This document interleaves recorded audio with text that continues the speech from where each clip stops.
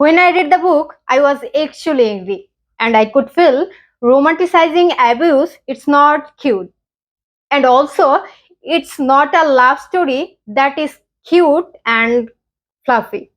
So, I have to say, it's about domestic violence. Hey, assalamu alaikum. This is Maria from Boikunjo. Today, I want to talk about this book. This was so good. So, let's get started.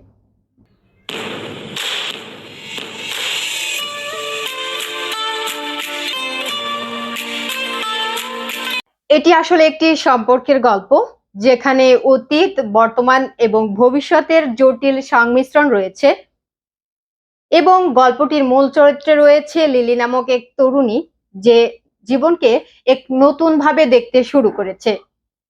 আচ্ছা, জীবনের শেষ বলে কি কিছু আছে? গল্পের চরিত্রের লিলিও ঠিক একই অবস্থা।